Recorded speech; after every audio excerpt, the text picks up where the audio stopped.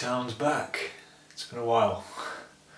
I thought I'd take a little moment to have a little update, talk you through some changes and show you some things with some more in-depth videos to come.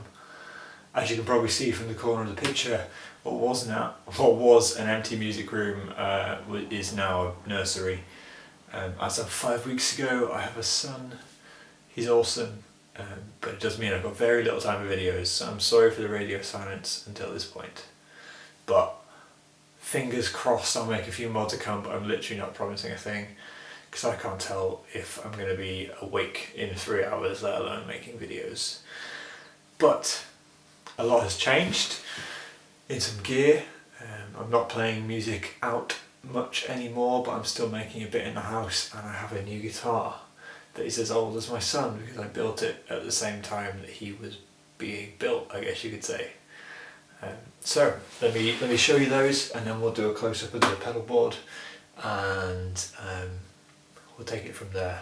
2016 is quite a year so far. So this right here, just take the strap off, is a Jazzmaster that I built with my friend Aidan, who runs Denver Guitar Studios. You should go check out their YouTube channel for some really interesting guitar dissections and building tips. But this is a guitar I've been dreaming of for a little while, a Fidelitron Jazzmaster with Telecaster parts, because I'm so comfortable on a Telecaster. So as you can see, it uses the same neck as my white Tele, this one right here. So it feels super comfortable for me. And from there we have Mojotron vintage Filtertron style pickups, and this one's actually a Fender Fidelitron. I haven't got the money to upgrade them both at once, and I'm quite happy with this one. It has a kill switch there and a tone bypass, which is it's kind of useful, but it's mainly just because I had some push-pull pots going spare. We built the body from scratch, so this is ash, two-piece book-matched ash with binding. It's got a natural tung oil finish. I didn't get as many coats on as I wanted, and Aidan will mock me for it, but I kind of hope it'll age pretty well. It's got a Bigsby, it's got a Tele bridge, it's still got the plastic on the scratch plate that we made, and I'm loving the twangy, fatter version of a Tele sound that I'm getting from this. I'll do some videos with it to come. I am still loving and rocking my trusty white Tele. Nothing's changed on that one. If you want to know more about it, let me know. I'll do a video specifically on it, but it's I think I've mentioned enough about it in the past. And then we have the changes to the pedal board. All of these took place over a few months because I couldn't play for a while because the power supply was broken. So I'm going to move the camera down, get a closer shot, talk you through what's changed. And so here we are with pedal board update 2016. A few things have changed, and those of you who keep track might have noticed. The main thing to note is that I've rebuilt the board, so it's no longer a slat board construction. It's now a full wooden bottom layer and this full hinged top section. The reason I took the time to rebuild it is my power supply died. Kept popping fuses and it was totally unreliable, and so I sent it to my friend Wilf at Ghost Pepper Pickups and Pedal Modifications, hard to say, but go check them out on Facebook. They do some great work with modding pedals and building them, and building pickups, really cool bespoke pickup builders here in the UK. And he took his time, worked on a few faults and installed a power switch that has made it a super reliable power supply again. So I've only just got this all built back together, and in the meantime I sold a few pedals and swapped a few and this kind of thing. So what are the main things that have changed? My main addition is the Mobius. Strymon Mobius is a phenomenal modulation pedal. The TC Nova mod I had before was great, and if you've got any questions about that, do ask. I can still remember it inside and out. I had it for years, but I got a chance to get the Mobius, and so I snapped at it because it's so flexible, and the tremolo settings on it are amazing.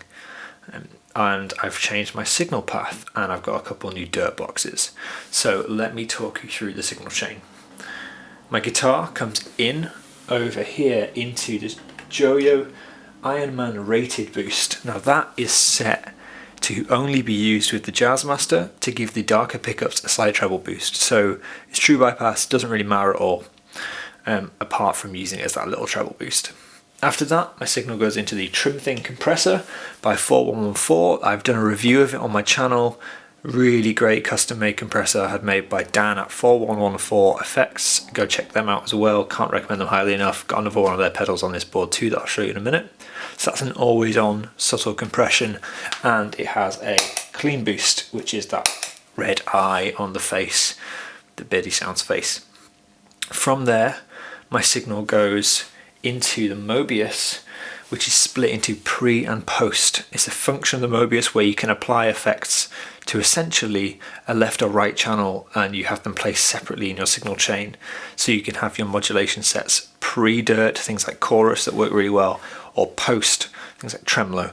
And so I've got it split up like that. So it goes through this, through the Green Mile by Moore, which is a really great 808 Tube Screamer clone. Got it set from, that's my solo boost I just stack on top of other gains, and then from there, nice neatly wired, it goes into the One Control OC10 crocodile tail loop, which is still the brain that controls everything on this board.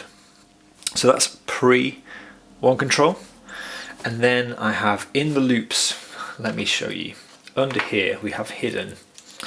Here is the Yankee power supply with its on-off switch doing an amazing job of giving isolated power to everything apart from the hog. And then in the loops I have the T-Rex Molar for my first stage light overdrive. I have the J-Rocket Audio Designs Archer, which is a clone for my second stage overdrive, a nice chunky overdrive. And then I have the M Audio Crunch Box, Super Crunch Box, which I've only just picked up. It's a really nice kind of medium to high gain, Marshall-y kind of tone, but one I really like. Haven't gotten with many Marshall pedals in the past. And then there's this, which I'll do a review of. I've called it the Glow. It's made by 4114 Effects for me, and it's a clone of the Big Sonic Expandora. So it's a 4-stage gain pedal, and I've got it set for the forbidden fuzz mode at the moment. Really enjoying the fuzz on that. That's all the things that are hiding under the board. So the signal goes through them in the loops. Loops 1, 2, 3, 4, 5 are those 4 pedals. And then from there, ignoring the other loops because the 6, 7 don't do anything, the signal comes out of this.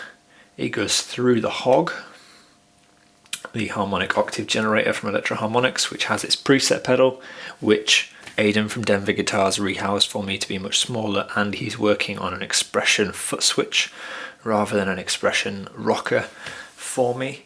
This gives me 6 easy access presets, octave down, octave up. That's a boost, a wah type of preset. All sorts. Also makes the button up here go a bit mental, so I ignore that at times.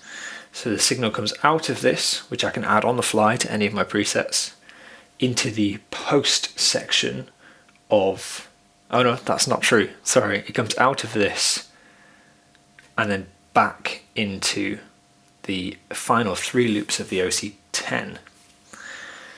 This is where the signal then goes into Time Factor by Eventide. Sorry, I'm a tired man, haven't slept very much recently, which is controlled by MIDI. So for instance, I can change to,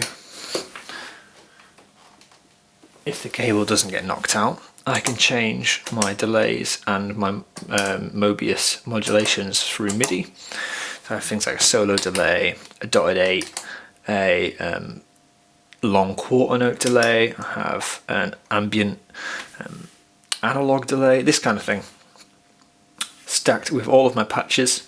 Goes through that. The next loop is the second half of the Strymon, so that's for my tremolos and boosts. The Strymon has a 3 dB boost built into some to the controls, so I have that set to a boost, which is really handy.